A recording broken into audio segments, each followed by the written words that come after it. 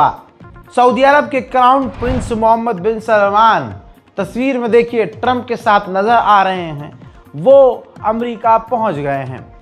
America पहुंचने के बाद उनका स्वागत ऑब्वियसली ऐसा ही होना था जैसा बिन सलमान को पसंद है।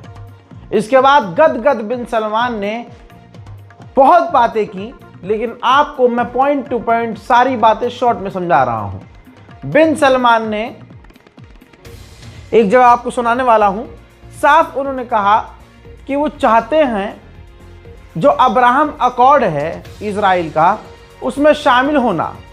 यानी बिन सलमान ने, सऊदी ने एक्सेप्ट किया है कि उसे इजराइल की तलब है। लेकिन आगे उन्होंने कहा कि भाई क्योंकि प्रेशर बन जाएगा, सारे मुसलमान गरियाने लगेंगे, मुसलमान का जो करता धरता है उसका टैग भी सऊदी को चाहिए। तो बिन सलमान ने कहा कि हम इजराइल के साथ अब्राहम अकॉर्ड तो चाहते हैं, लेकिन हम चाहते हैं कि फिलिस्तीन का पाथ भी क्लियर हो। अब आप कहेंगे यार ये देखो कितना अच्छा आदमी है बिन सलमान, कम से कम फिलिस्तीन की बात तो की। हजरत बात ही की है। पहले यही बिन सलमान कहता था कि इजराइल को फिलिस्तीन को मान्यता देनी होगी, 2 स्टेट सॉल्यूशन होगा, लेकिन आपने ध्यान नहीं दिया। इस बार बिन सलमान ने कुछ नहीं कहा, सिर्फ कहा रास्ता क्लियर होना चाहिए। न 2 स्टेट सॉल्यूशन, न 2 स्टेट सॉल्यूशन, न फिलिस्तीन की कोई बात, क्यों फिलिस्तीन स्टेट के लिए रास्ता क्लियर होना चाहिए। यानी इजराइल अगर हमसे बातचीत भी करे और वो इजराइल अगर मुंह से कह भी दे, ये बात पहले भी बोल चुका हूं मैं, कि इजराइल खाली मुंह से कह दे कि हाँ 2 स्टेट सॉल्यूशन पर हम बात करेंगे, तो मोहम्मद बिन सलमान यानी सऊदी अरब इजराइल के साथ नॉर्मलाइजेशन कर लेगा। अल्लाह अकबर, अल्लाह अकबर। सुनना चाहते हैं? सुनिए। But I think you have a very good feeling toward the Abraham Accords. Yes, definitely, Mr. President. We want peace for the Israelis, we want peace for the Palestinians, we want them to coexist peacefully in the region, and we will do our best to reach that day. And the defense agreement... मेरे दोस्तों सिर्फ इतना ही नहीं, ये खबर बहुत खास है। इस वीडियो को शेयर जरूर कीजिएगा ताकि हिंदुस्तान के मुसलमानों की आंखें खुले, आजू बाजू के मुसलमानों भी खुल जाए तो अच्छी बात है। दोस्तों बिन सलमान के सामने ट्रंप ने कहा कि आपने हमसे कहा, कंफर्म करवा रहा है दुनिया के सामने कि अकेले में जो तूने कहा है मुझसे वो सामने भी बोल। ट्रंप ने कहा कि आपने मुझसे कहा है कि आप $600 बिलियन अमेरिका में हमारे यहाँ इन्वेस्ट करोगे। क्या ये $1 ट्रिलियन हो सकता है इन्वेस्टमेंट? तो बिन सलमान ने कहा जी हाँ। दुल्हन की तरह मुस्कुराता रहा बिन सलमान, मुसलमानों का सौदा करता रहा बिन सलमान, अरब का पैसा अमेरिका में फूंकता रहा सलमान। यह है आज का मोहम्मद बिन सलमान। इसको तो अल्लाह तौबा मोहम्मद कहने का भी मन नहीं करता। दोस्तों इतना ही नहीं, साफ साफ सऊदी अरब और डोनाल्ड ट्रंप सगे भाई जैसे नजर आ रहे हैं। हर बात पर लब्बैक ट्रंप की बिन सलमान कहता हुआ नजर आ रहा है। Always been on the same side of every issue. I think we've done a great job in wiping out the nuclear capacity of Iran. We're doing that now. You're saying to me now that the 600 million will be 1 trillion. Definitely, because what we are signing to facilitate that, and I like that very much. और एक जगह काफी अलग बात हो गई, मैं इससे खुश हूं। एक पत्रकार ने पूछा कि आप बिन सलमान को, सऊदी अरब को F-35 फाइटर जेट देने वाले हैं, इलाके में 2 के पास F-35। तो ट्रंप ने कहा, खुलासा किया कि वो यानी इजराइल नहीं चाहता है कि उनको, यानी जो बिन सलमान है, सऊदी अरब है, इनको F-35 वही दिए जाए जो उनके पास है। मैंने इस बारे में बहुत सोचा और मुझे लगता है कि फेमिलियर मतलब सेम फाइटर जेट सऊदी अरब को भी दिए जाए। When you look at the F-35 and you're asking me is it the same, I think it's going to be pretty similar. Yeah, you know, how will that this is a great ally and Israel's a great ally, and I know they'd like you to get planes of reduced caliber. I don't think that makes you too happy. They've been a great ally, Israel's been a great ally, and we're looking at that exactly right now. But As far as I'm concerned, I think they are both at a level where they should get top of the line. Yes, please. I just want to ask for the Crown Prince, if I could just ask about बिन सलमान के welcome में कोई कसर नहीं छोड़ी गई, क्योंकि बिन Salman Saudi एक अरब मुस्लिम मतलब इतना पैसे वाला देश है कि क्या ही बताएं। स्वागत जब हो रहा था तो व्हाइट हाउस के ऊपर F-16 फाइटर जेट भी अमेरिका ने उड़ाया था।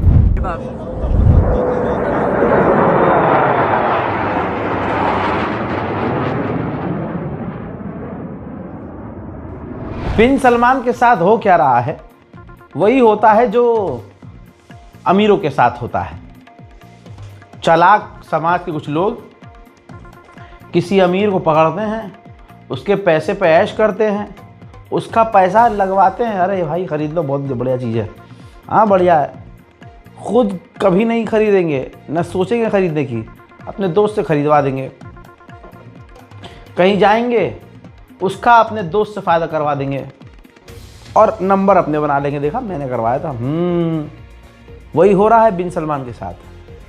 पत्रकार ने पूछा, सऊदी अरब जो है, बिन सलमान जो हैं उनसे पूछा कि सऊदी अरब गाज़ा को बनाने में कितने पैसे लगाएगा। तो बिन सलमान ने कहा कि अभी हम इस बारे में सोच रहे हैं। तो भाई ट्रम्प कितना चालाक है, वही जो दोस्त लुटवाने वाला, फ़ायदा उठाने वाला, पट से बीच में बोला कि बहुत पैसा लगाएंगे, बहुत, क्योंकि गाज़ा इनके लिए, सऊदी अरब के लिए काफ़ी इम्पोर्टेंट ज़मीन है। Prince, very quickly, I want to ask you, how much money is Saudi Arabia giving for Gaza reconstruction?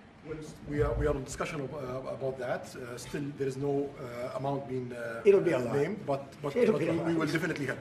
Yeah, he's gonna. It's very important to him.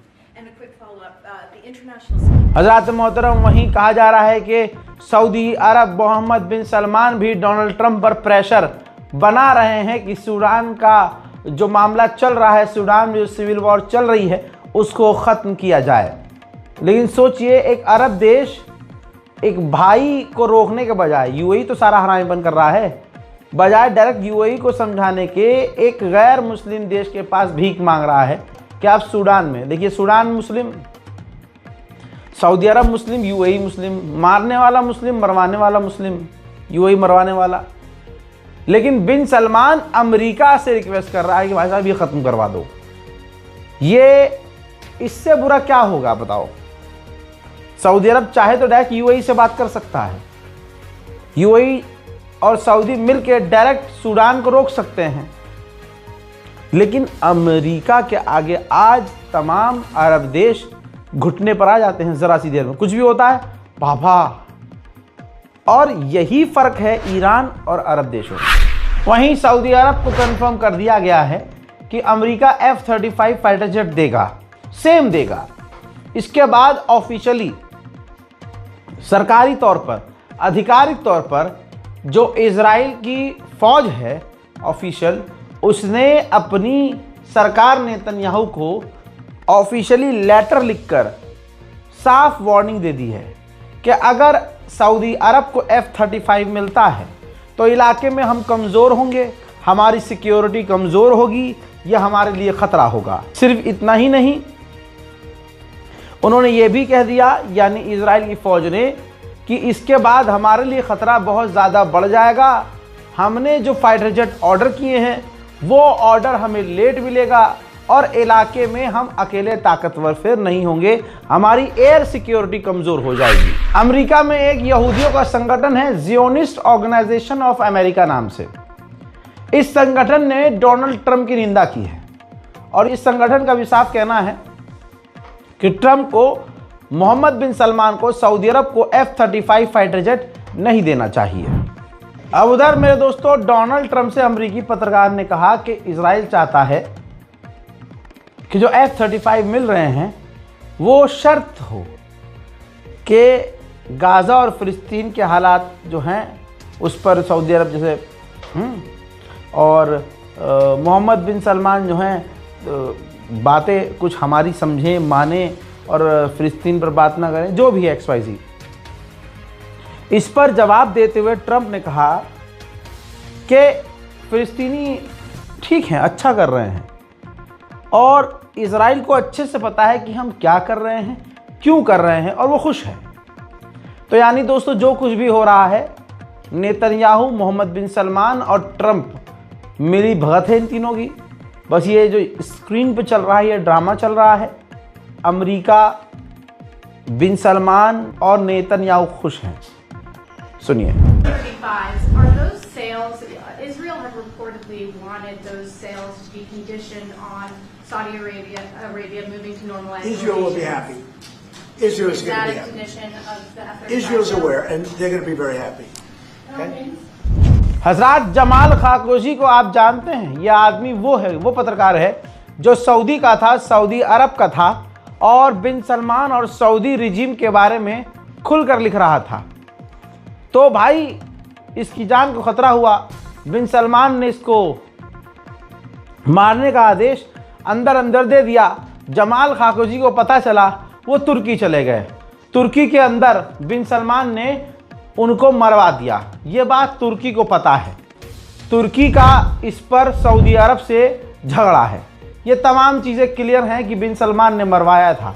लेकिन जब ये बिन सलमान ट्रंप के आगे बैठा था, तो इनसे पत्रकार ने जमाल खाशोगी के बारे में पूछ लिया, तो बिन सलमान को बोलने की ज़रूरत नहीं पड़ी।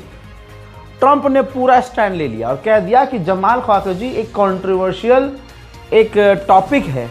उस आदमी को कुछ पसंद करते थे लोग और कुछ नहीं पसंद करते थे, और उसका बिन सलमान से लेना देना नहीं है। आप उस इंसान के बारे में यहाँ बात करके हमारे मेहमान को एम्बैरस कर रहे हो। उधर यूएनएससी में रेजोल्यूशन पास हो गया, वही रेजोल्यूशन जिसके लिए अमेरिका ने धमकी दी थी कि ये रेजोल्यूशन पास होना चाहिए ताकि गाज़ा में इंटरनेशनल फौज तैनात की जाए। इसमें सभी देशों ने राजीनामा दिया और वोटिंग इस पक्ष में की कि अमेरिका खुश हो और इंटरनेशनल मिलिट्री फोर्स गाज़ा में तैनात हो। इस मीटिंग में, इस वोटिंग के अंदर 2 देश शामिल नहीं हुए। जी हाँ, कल ये वोटिंग हुई थी जिसमें चाइना और रशिया शामिल नहीं हुए। आज रशिया और चाइना ने कहा है कि हम एब्सेंट इसलिए थे क्योंकि इस रेजोल्यूशन में 2 स्टेट सॉल्यूशन और फिलिस्तीन की बात ही नहीं थी। इस रेजोल्यूशन के आने के बाद हमास ने इस रेजोल्यूशन को ठुकरा दिया है और कह दिया कि हम हथियार नहीं डालेंगे और हमारा अधिकार है इजराइल से लड़ने का, अपनी ज़मीन बचाने का। वहीं इस रेजोल्यूशन के पास होने के बाद इजराइल ने कहा कि फिलिस्तीन स्टेट कभी नहीं बनेगा और हमास को हथियार डालना होगा। उधर वेस्ट बैंक में अलग ही जंग चल रही है। वेस्ट बैंक में अब फिलिस्तीनी कुड़ रहे हैं। एक फिलिस्तीनी ने एक इजरायली झुंड पर हमला किया जिसमें एक इजरायली की मौत हुई। पलटकर इजराइल की मिलिट्री और फौज ने उन दोनों हमलावर नौजवानों को कत्ल कर दिया। बुरी खबर यह भी है कि इजराइल ने गाज़ा पर बड़े हमले किए हैं, जिन